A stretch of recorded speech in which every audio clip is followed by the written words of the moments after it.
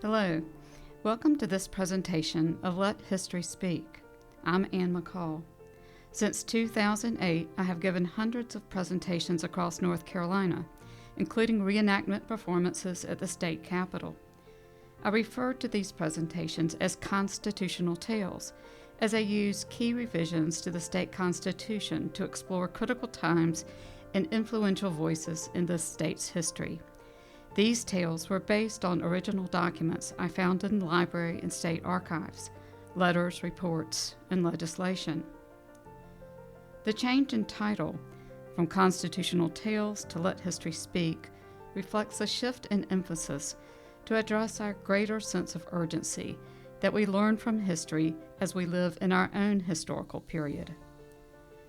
We have had periods of freedom and possibility, times so hard that it was making a way out of no way, and collisions of hopeful visions with resistance to change.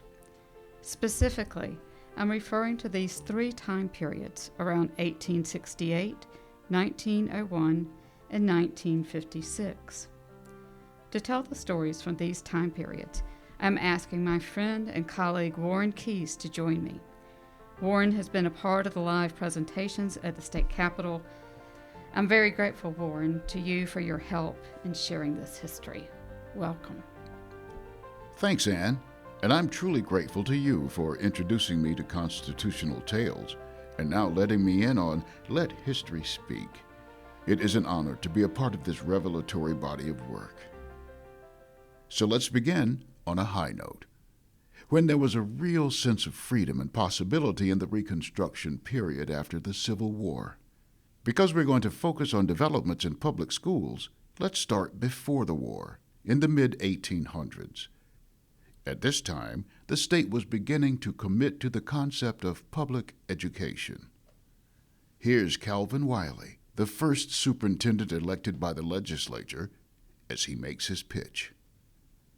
We can never have a thorough and perfect system of instruction adapted to the circumstances of all the people, except at the expense and under the direction of the state. The state alone has the means, and the state, by adopting a wise system, can diminish the cost and make education by a universal system of district schools cheaper than it can be afforded on any other plan. C.H. Wiley, 1854 report.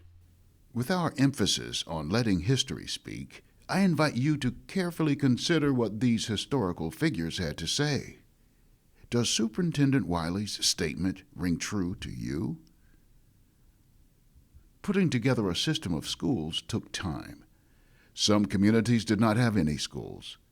Others varied in the length of their school year, salaries for teachers, and the teachers' qualifications. We had to build towards such a system.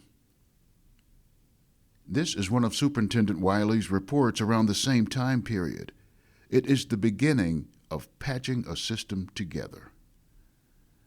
Even with these significant efforts, we also have serious problems. This system that the state is building is not for everyone. It is only for white people, and because it is understood how powerful education is, the state enacted criminal penalties for attempting to educate people who are enslaved. You might imagine that the Civil War would resolve this problem, but instead, the state is in chaos. Those in power are the same people who took the Confederate stance in the Civil War. Rather than serving all children, they are willing to abolish the school system. Less than a year after the Civil War, the General Assembly passed legislation in North Carolina to remove the only two positions that we had in the state. The legislature also eliminated the only designated funds at the state level for public education. And the General Assembly removed any local requirements for providing education. And what was the response of communities? An important one emerged after the war. Black, free, and freedmen assembled at the Freedmen's Convention in Raleigh to chart a path forward. This community in North Carolina was one of the first of its kind in the South to come together. One of the initiatives to come out of this gathering is the creation of the Education Association of the Colored People of North Carolina. The object of this association shall be to aid in the establishment of schools from which none shall be excluded on account of color or poverty, and to encourage unsectarian education in this state, especially among freedmen. James Harris, a free man in Raleigh from before the war, pressed this concept forward. He was a prominent leader and was influential in creating an extensive grassroots effort among the newly free black citizens to focus on the need for public education. Now it is time for us to arrive at the state capitol for the 1868 Constitutional Convention. Delegates are elected from their region. What is going to keep the same people who were in power before the Civil War from showing up as delegates? Congress. Having seen the Southern leadership's responses after the Civil War, Congress passed the Military Reconstruction Act of 1867. This act mandated that those who had been loyal to the Confederate cause could not be in power. As a result, the Republican Party, which was known at the time as the anti-slavery, pro-abolition Lincoln Party, wins 107 of the 120 seats. In addition, this is the first time that a significant number of black candidates are elected to serve in an official capacity. Further, this unique coalition will be created with white delegates from both inside and outside of the state. It is fair to say that this is a completely different group of people showing up to change the North Carolina Constitution. This is that sense of freedom and possibility. There are no enslaved and free. All are free. They have the votes. They can do what they think is right for the state. One of these people is Reverend Samuel Stanford Ashley. He came from Rhode Island. He was a preacher and an educator. The Williston School in Wilmington is one of the many schools that he created when he came to North Carolina during the war as part of the American Missionary Association. Now, as a delegate, he chairs the Education Committee, which gives him significant influence on the development of the education section of the Constitution. But here, he is responding to a report from another committee on the first article of the Constitution, the Declaration of Rights. This section includes fundamental rights such as the right to vote, to free speech, and freedom of religion. Delegate Ashley offers an amendment on the floor of the convention. The people have a right to the privileges of education, and it is the duty of the state to guard and maintain that right. The provision is accepted. He also proposes that we have a general and uniform system of education using language he found in state constitutions in the Midwest. Together, these provisions capture the concept of the right to education. In 1997, the North Carolina Supreme Court referenced these provisions. At the time this provision was originally written in 1868, the intent of the framers was that every child have a fundamental right to a sound basic education, which would prepare the child to participate fully in society as it existed in his or her lifetime. What do you think of that language for support of public education? Something you may hear more about at the state and national level is how courts approach interpretation of constitutions. One method is originalism, which is the concept that courts go back to the time when the Constitution was created or amended and determine the nature and scope of the right based on the circumstances existing then. This approach tends to minimize a right because society has changed so much or grown so much. But look at what they did here. Prepare the child to participate fully in society as it existed in his or her lifetime. Students now face a very different future than those in 1868, yet this interpretation allows the Constitution to move right along with changing educational needs. Reverend James Walker Hood is another one of the delegates at this Constitutional Convention. He was a free person before the war. During the war, he comes to North Carolina to establish AME Zion churches.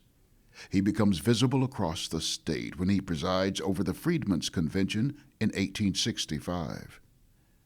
In a constitutional convention, it can be just as important what doesn't get passed as what does. Here, conservative voices were seeking to require segregated schools in the Constitution. James Walker Hood vehemently disagrees. I am opposed to putting it in the organic law. Make this distinction in your organic law, and in many places the white children will have good schools at the expense of the whole people, while the colored people will have none better, or what will be but little than none. North Carolina was one of the very few southern states that did not provide for segregated schools in its constitution. This will change when white supremacists regain power in the state. But in 1868, after the convention, Ashley, as the first elected state superintendent under the new Constitution, and Hood as assistant superintendent for colored schools will work together toward providing public schools for all students. One of the most thoughtful observers of this time period is W.E.B. Du Bois. He concludes, "It is fair to say that the Negro carpetbag governments established the public schools of the South." And so just sit with that for a moment. Many of us haven't heard this part of our history, yet it can change your sense of the story of public education if you understand what has enabled us to move forward. If you are listening to this presentation because you care about education, then it is important to recognize the enduring constitutional right to public education created in this convention. If you care about governance and democracy, this convention is an extraordinary example of a coalition formed across race, geography, and lived experiences. A question that I hope you will leave this part of the presentation with is, how does having a sense of freedom and possibility for a better future affect what you say and do? Does it lead you to being more creative and bolder? Does one success lead to another success? If instead you feel the weight of the world on your shoulders, if you feel more oppression than freedom, are there things you can do to tap into that energy of possibility? Let's move forward to our next time period that is captured by the events in 1901. You will see the phrase, "making a way out of no way." This is a civil rights phrase brought to use by Howard Thurman, an African-American Christian theologian who spoke to the black experience in the United States. The phrase expresses a resolve to address seemingly impossible situations, like when the government intentionally disenfranchises its citizens and creates intentional inequities. We are speaking of the Jim Crow South. This is a time of segregation by law and the use of power by white supremacists to terrorize and intimidate black citizens. Oppression also includes creating barriers to participating in the economy so that black communities disproportionately suffer in their overall health and welfare. The segregation laws were given the blessing of the United States Supreme Court in 1896 in Plessy v. Ferguson. This opinion stood for the proposition that separate but equal satisfies the constitutional protections of the 14th Amendment. A revered feature of the justice system is that it provides a means for dissent. This is what Justice Harlan had to say. But in view of the Constitution, in the eye of the law, there is in this country no superior dominant ruling class of citizens. There is no caste here. The humblest is the peer of the most powerful. Once again, we can pause to ask ourselves, how does this language resonate today? Leading to 1901, it is important to take note of the high rate of voting participation among black men. If you look at the white male participation, it is mostly in the mid to upper 80%. black male participation goes all the way up to 98%. It drops into the 60s when terrorists keep them away from the polls. Why did it matter if black males were voting in large numbers? They were able to elect black officials who became a part of the fusionist strategy to promote shared interests, and they were able to elevate their concerns through the political process. White supremacists seeking to regain power tried various tools to suppress the impact of the black male vote, including gerrymandering. Here you can see how districts were shaped over time from reasonable-looking puzzle pieces to strange configurations. In order to isolate black voters into limited districts, while this improved the odds overall for white supremacists, it made it much more difficult to get elected in a district that now was made up of a majority of black voters. This was the circumstance for Charles B. Aycock, who sought to be governor. He advanced another tool, the literacy test. An eligible voter could be asked to read and write any part of the Constitution, and if he failed to do so to the satisfaction of the official, he was denied the opportunity to vote. White men were grandfathered in until the year 1908 so that if they were illiterate, they would have time to learn to read. With this provision, Charles Aycock saw it as a way to incentivize white people to obtain an education and to support public schools. Why would this work? Well, the illiteracy rate among black males is over half, which will help make disenfranchisement possible. Among white males, 1/5 will not be able to vote if they do not learn to read. Here is how Aycock spoke about it in a speech for governor.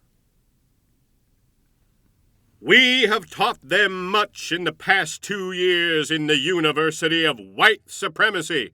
We will graduate them in August next with a diploma that will entitle them to form a genuine white man's party. Then we shall have no more revolutions in Wilmington. We shall have no more dead and wounded Negroes on the streets, because we shall have good government in the state and peace everywhere. But to do this, we must disfranchise the Negro. The amendment to the Constitution is presented in solution of the problem. The Democratic Party knows the truth. It is certain that the unlettered white man is more capable of government than the Negro. But the opponents of the amendment attack it on another ground. They say that every child who comes of age after 1908, white and black, must be able to read and write before he can vote. This is true.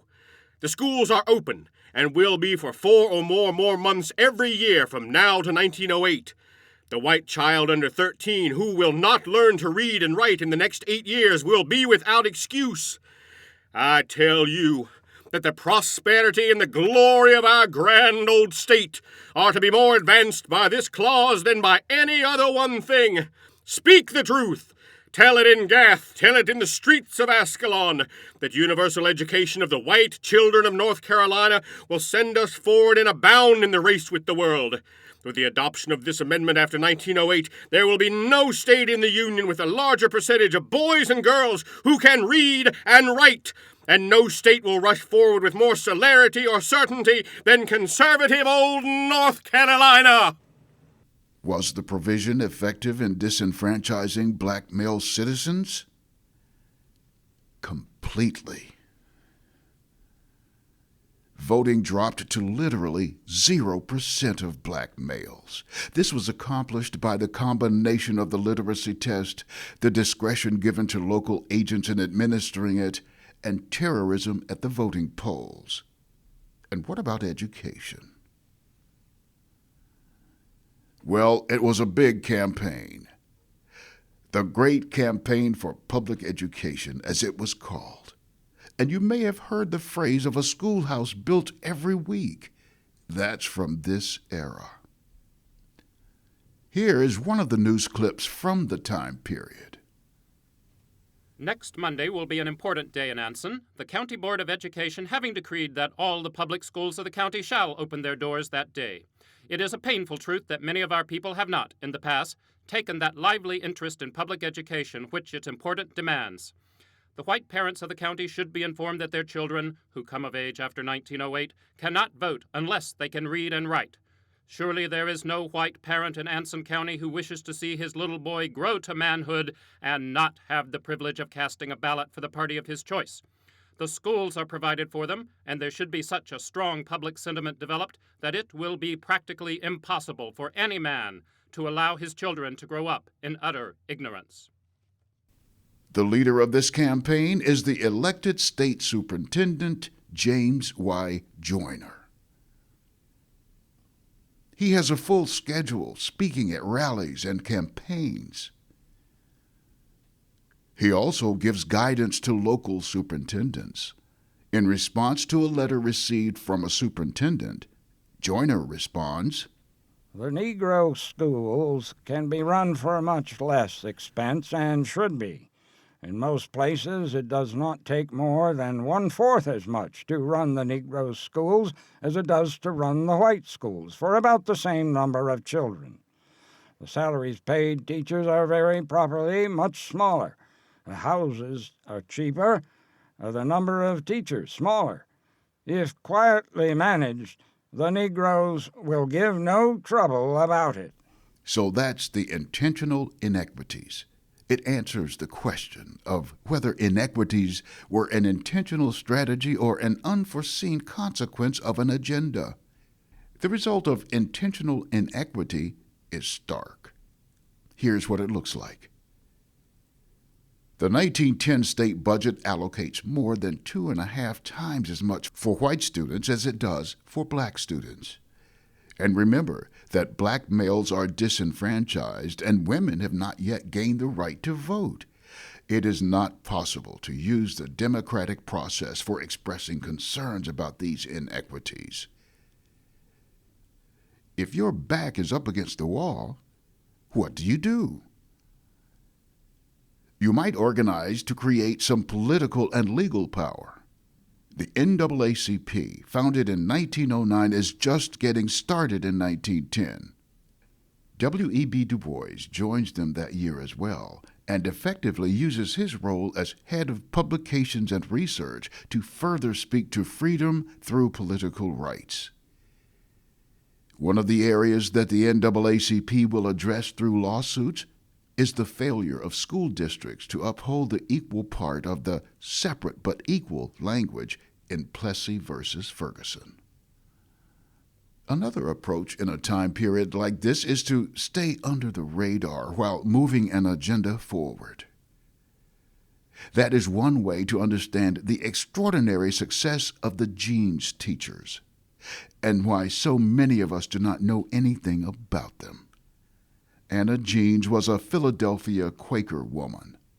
With her family's fortune, she gave $1 million to improving opportunities for black students, families, and communities in the South by funding African American educators, mostly women, to give guidance and instruction within the white school systems.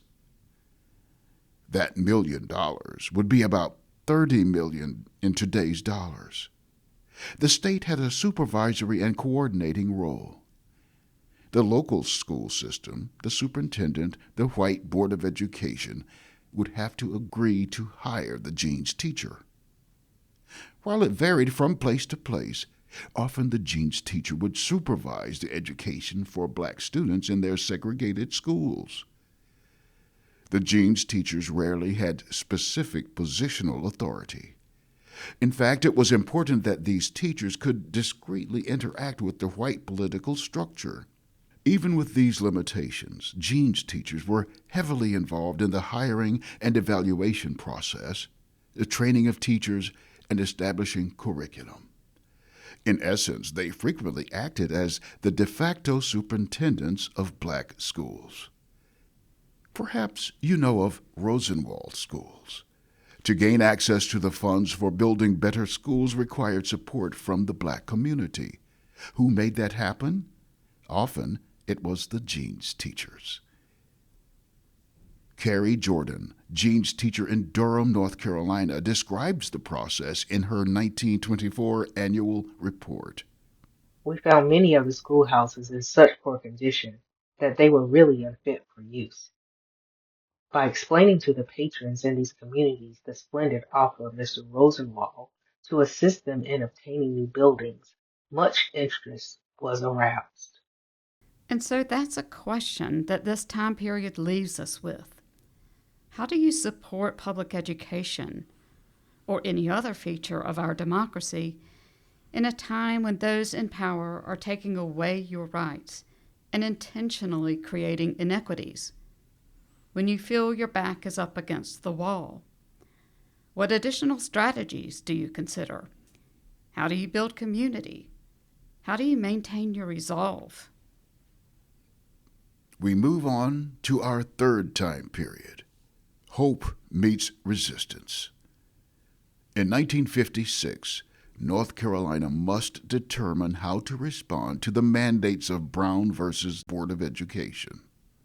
In this unanimous opinion in 1954, the United States Supreme Court declared, "We conclude that in the field of public education, the doctrine of separate but equal has no place." Plessy versus Ferguson is overturned in public schools. By doing so, the Supreme Court adopted the dissent written by Harlan and made it the majority opinion. Here is a photo published a few days later. You might recognize the man in the short-sleeved shirt and the tie. That's Thurgood Marshall, a lead legal strategist of the NAACP in dismantling of segregation, who later becomes a Supreme Court justice. You'll see at the top of the slide that the photo comes from the Pittsburgh Courier, the newspaper with the highest number of black subscribers in the country. At the bottom right, you can see a photo attribution giving to Rivera. This is Alex Rivera, a Southern correspondent and photojournalist for the Pittsburgh Courier based in Durham, North Carolina. He is tasked with following the aftermath of the Brown decision. Here are some of his headlines. Teacher proves integration can work in Tar Heel School. Integration, it does work. U.S. teachers vote yes on integration. Dover High School integrated without any trouble at all.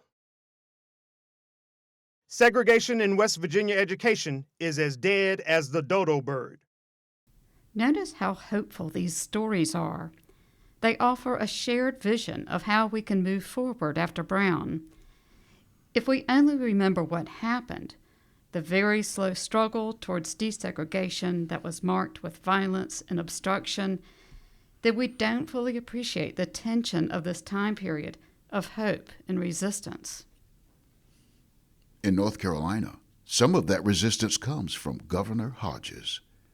Part of his strategy is to skirt the opinion by encouraging voluntary segregation, as opposed to segregation by law, and to attack those who challenged him. Here is part of his speech. In spite of this outstanding record of good race relationships here in North Carolina, we are being made the object of a campaign by an organization which seems determined to destroy our interracial friendship and divide us into camps of racial antagonism. This organization is known as the NAACP. Those who would force this state to choose between integrated schools and the abandonment of the public school system will be responsible if, in the choice, we lose the public school system. And Rivera responds.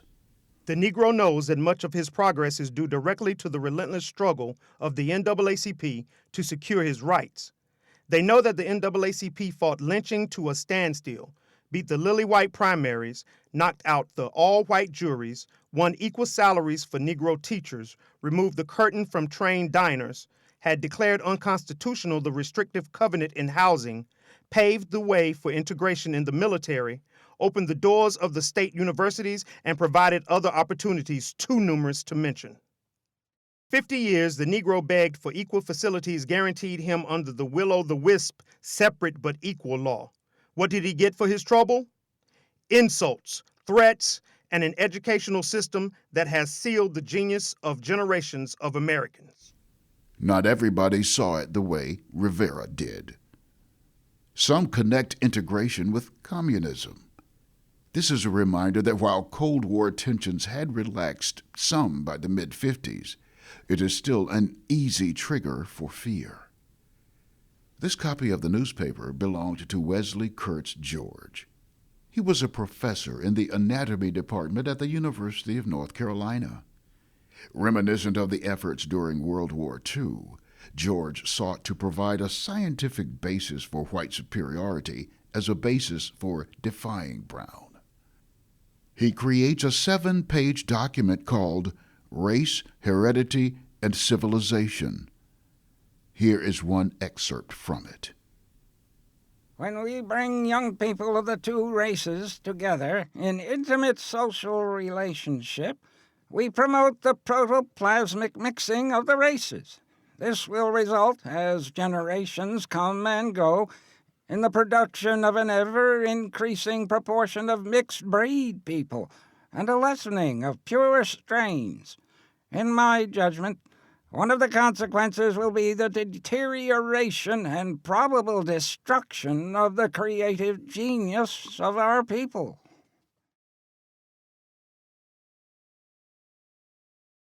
George is successful in reaching powerful audiences. Your stand on segregation will, in my humble judgment, reflect more credit on the University of North Carolina than anything that has happened in many years. Feel at liberty, please, to suggest to me at any time how I can help you in your fine work. That's Rodman. He is the head of the Finance Committee, one of the most powerful committees in the General Assembly. I have greatly enjoyed reading your article entitled Race, Heredity, and Civilization. The article is an excellent contribution to this subject, and I hope it will be widely read. That's I. Beverly Lake, who later runs for governor. I have read with much interest your statement entitled Race, Heredity, and Civilization. That's Sam Ervin, U.S. Senator from North Carolina, who becomes an important contributor in fashioning a response to Brown from Southern congressmen. Even school boards express an interest. Some time ago, you were gracious enough to send me a copy of your paper, Race, Heredity, and Civilization. It is excellent and quite thought-provoking. As we are face-to-face with this in our Charlotte School Board, I would like to have 12 copies of this paper for use with our school board and administration. In this tension of hope and resistance, we should note that Southern whites are out of sync with the rest of the country. Looking at Southern whites, the approval of Brown is just 16%. Disapproval, 80%. If we look outside the South, we see something very different. 71% approve of Brown, 24% disapprove. This creates a challenge for Southern leaders. They don't want the federal government to withhold education funding for failure to comply with Brown. Many Southern congressmen also held powerful seats in committees and did not want to risk losing their positions. The collective decision is to prepare what became known as the Southern Manifesto. It has no legal significance, but Southern congressmen would sign on to the document that would be included in the congressional record. It would be their explanation to the world, a message to stay out of our business in the South. North Carolina Senator Sam Ervin is a chief architect of the manifesto. The signatories have shown that serious, conservative, level-headed Southerners, not just a hot-headed few, are opposing the court's decision in a cool, deliberate manner. Here is a brief excerpt from the manifesto. We regard the decision of the Supreme Court in the school cases as a clear abuse of judicial power. It climaxes a trend in the federal judiciary undertaking to legislate in derogation of the authority of Congress, and to encroach upon the reserved rights of the states and the people. Not everybody signed, but most of them did. 82 of 106 congressmen signed, 19 of the 22 senators. Many of the southern states expressed unanimous approval. Texas is the outlier in low participation. In North Carolina, 9 of the 12 signed on to the manifesto. If we look more closely at these three, Harold Cooley is a lawyer who essentially agrees with the sentiment of the document, but disagrees with certain passages. Charles Dean opposes on principle. I do not have to remain in Washington, but I do have to live with myself. I shall not sign my name to any document which will make any man, anywhere, a second-class citizen. That's the Harlan dissent, isn't it? Does it still ring true? And here is Thurman Chatham, a prosperous business owner and war veteran who had served multiple terms in Congress. I personally will not sign anything that will tear down the power and prestige of the court as the final arbiter of justice. We sometimes forget that in a country ruled by a dictator, the courts are destroyed first. We can ask the same question. Does this ring true? And many people appreciate their courage. Thurman Chatham's files in the state archives held many such letters. Here are a few. Please let me express my deep appreciation for the courageous stand you have taken with regard to the recent manifesto. Your words are words of wisdom and statesmanship. You will face bitter criticism, as you are aware, but you have much, very much support and gratitude. Us duckers and trouters are right proud of the way you spoke up on the Southern Manifesto. In an election year, it required a good deal of courage and character to take the unpopular side of such an emotional issue. I have an idea many congressmen and senators simply added their names to the list rather than buck the tide. I'm a school teacher, and I find it hard to teach students to obey and respect our laws when at the same time many of our political leaders are openly showing very little respect for our laws. Refusing to sign the manifesto came at a cost to them. With what would otherwise have been easy primaries, they both lost their elections. Due to race. While these issues are playing out in Congress, North Carolina must develop a response to Brown. The General Assembly creates a committee commonly known as the Pearsall Committee based on the name of the chair, Thomas Pearsall. Its formal name is the North Carolina Advisory Committee on Education. Here is one of the memos during their deliberation. We believe that the task before us is to see to preserve education itself, not just a public school system. We believe that history will record that the friends of education in this trying time were those who took a realistic view of this problem and were willing, if necessary, to try new and drastic measures in order to preserve education for all our people. We recognize the possibility that as a last-ditch measure, the public school system might be abolished, fine though it is. Several months later, in April, they issue their final plan. This will require an amendment to the Constitution and legislation to implement the plan. The plan calls for local school assignment using voluntary school segregation. The plan also includes what they called a safety valve, publicly funded grants to attend non-sectarian schools to avoid a child attending a school with mixed races, or what we might now call vouchers. In addition, it would give a local unit authority to suspend operation of public schools.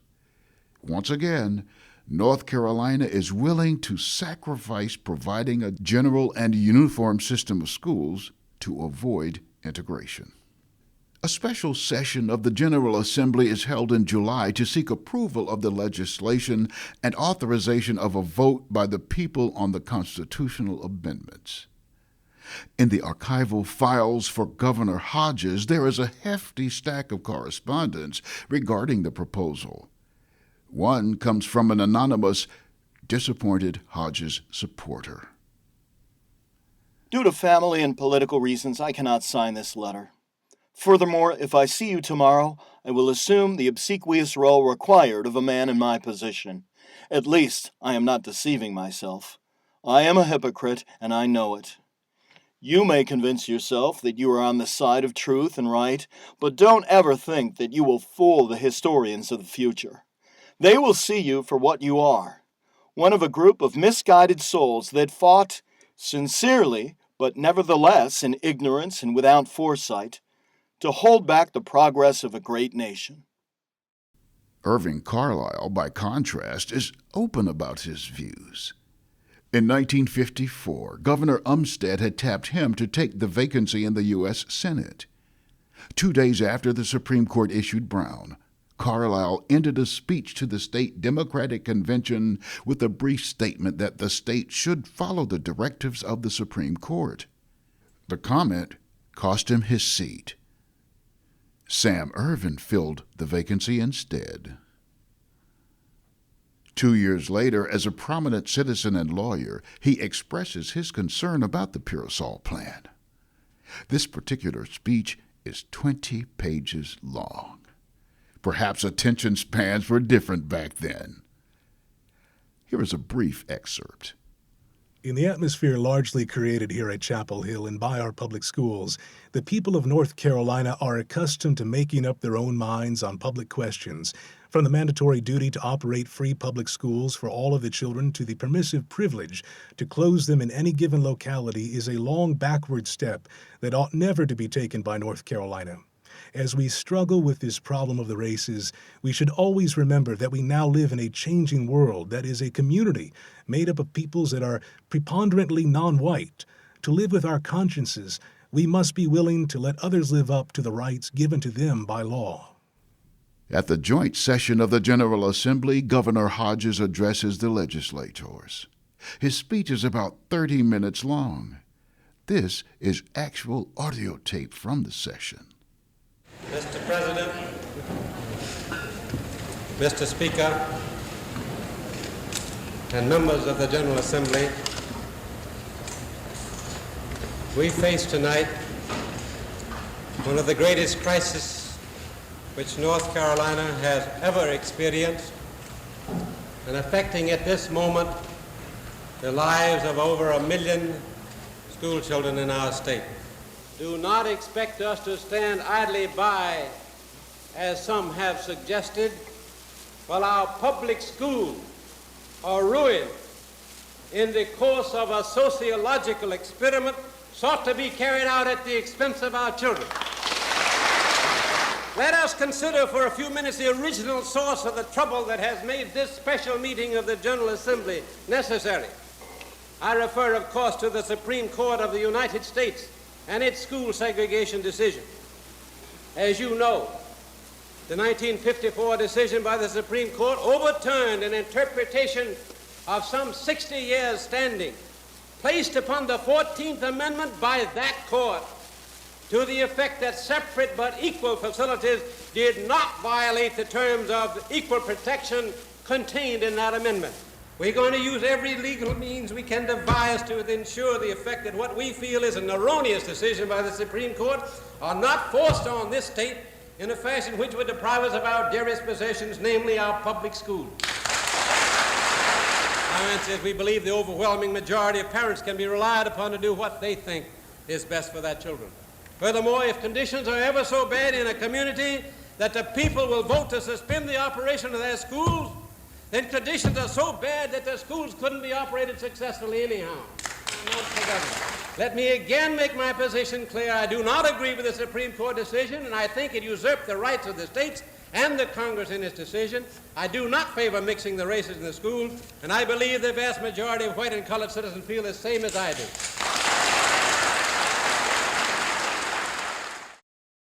The General Assembly approves the plan. Voters approve the constitutional amendment. Remember that this is before federal enforcement of voting rights, so few black voters would have participated. One more observation. Creating these plans and reports is an opportunity to tell a version of history. Here is a version included in the Pearsall Plan report. The white race has been almost wholly responsible for the creation, development, and support of an educational system which has been and is now educating the Negro children of the state, all of them. By paying attention to history, we know another version by W.E.B. Du Bois. This brings us to reflect on the time period around 1956. What would it be like to be a voice for public education in a time when you have a hopeful vision and those who are in control are resistant to change?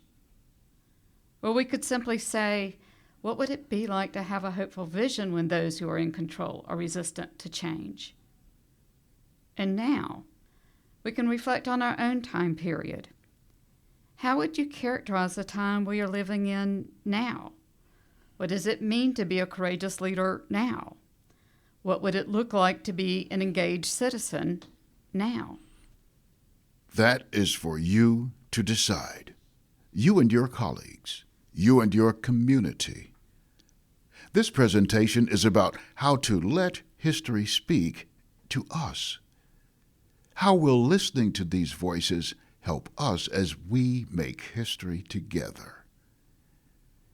Here are some ways to think about it, including the particular messages from 1868, 1901, and 1956. If we let history speak, we can learn how change happens. The courts have upheld the education provisions in the Constitution. The Federal Voting Rights Act of 1965 renders the literacy test invalid, although it remains in the North Carolina Constitution. The Pearsall Plan is ruled unconstitutional, and it is eliminated when the Constitution is substantially rewritten in 1971. That's not a bad track record. Sometimes the arc is long. When Harlan wrote the dissent in 1896, he had no way to know if it would ever make a difference. When you're in the minority, you don't know. It's 58 years later when his dissent becomes the majority in Brown versus Board of Education. It's 100 years later that the rights of those who are gay are also found premised on Harlan's dissent. When history speaks, it reminds us of community. How are people coming together to support each other, to build a hopeful vision, to strategize, to act? I just do not know of a better example of people building community in difficult circumstances than the Jeans teachers. If they could build community, so can we. If we let history speak, it usually draws us back to our fundamental principles. In Leandro versus State in 1997, they're reaching back 109 years to the language. We're now 157 years, or maybe later as you contemplate this, since that language was first written. The children who show up in our schools for an education have changed, yet our fundamental principle for helping all students to prepare to live fully in society during their lifetimes has not.